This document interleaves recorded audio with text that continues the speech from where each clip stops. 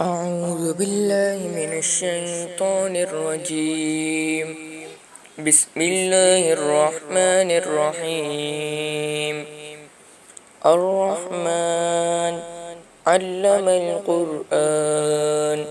خلق الإنسان علمه البيان. الشمس والقمر بحسبان والنجم والشجر يسجدان والسماء رفعها ووضع الميزان ألا تطغوا في الميزان وأقيموا الوزن بالقسط ولا تخسروا الميزان والأرض وضعها للأنام فيها فاكهة والنخل ذات الأكمام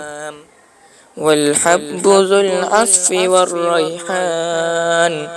فبأي آلاء ربكما تكذبان خلق الإنسان من صلصال كالفخار وخلق الجن من مارج من نار فبأي آلاء ربكما تكذبان رب المشرقين ورب المغربين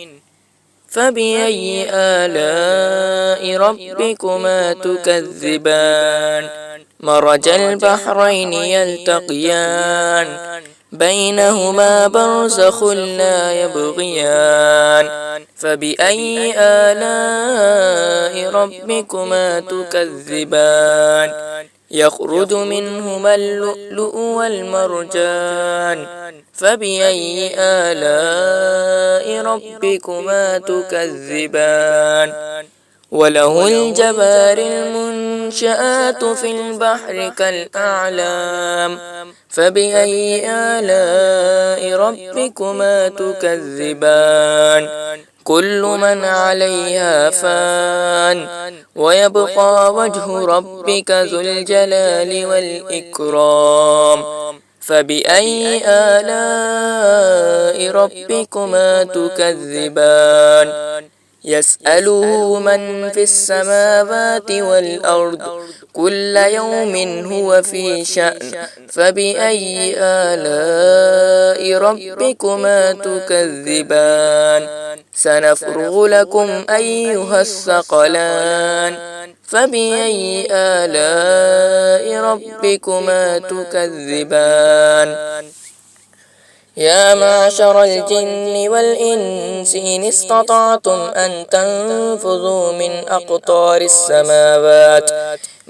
أقطار السماوات والأرض فانفذوا لا تنفذون إلا بسلطان فبأي آلاء ربكما تكذبان يرسل عليكما شواظ من نار ونحاس فلا تنتصران فبأي آلاء ربكما تكذبان فإذا انشقت السماء فكانت وردة كالدهان فبأي آلاء ربكما تكذبان فيومئذ لا يسأل عن ذنبه إنس ولا جان فبأي آلاء ربكما تكذبان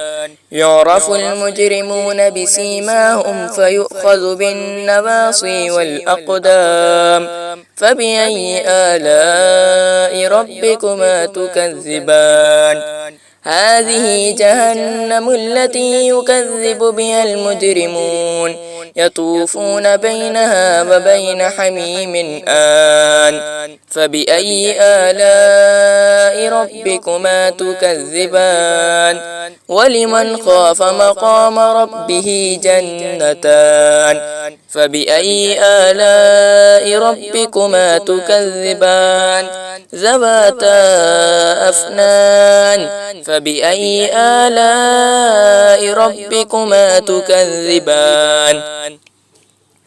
فيهما عينان تجريان فبأي آلاء ربكما تكذبان فيهما من كل فاكهة زوجان فبأي آلاء ربكما تكذبان متكئين على فرش بطائنها من استبرق وجنى الجنتين دان فبأي آلاء ربكما تكذبان فيهن قاصرات الطرف لم يطمثهن إنس قبلهم ولا جان فبأي آلاء ربكما تكذبان كأنهن الياقوت والمرجان فبأي آلاء ربكما تكذبان هل جزاء الإحسان إلا الإحسان فبأي آلاء ربكما تكذبان ومن دونهما جنتان فبأي آلاء ربكما تكذبان مدهامتان فبأي آلاء ربكما تكذبان فيهما عينان نضاختان فبأي آلاء ربكما تكذبان فيهما فاكهة ونخل ورمان فبأي آلاء ربكما تكذبان فيهن خيرات حسان فبأي آلاء ربكما تكذبان حور مقصورات في الخيام فبأي آلاء ربكما تكذبان لم يطمثهن إنس قبلهم ولا جان فبأي آلاء ربكما تكذبان متكئين على رفرف خضر وعبقري حسان فبأي آلاء ربكما تكذبان تبارك اسم ربك ذي الجلال والإكرام.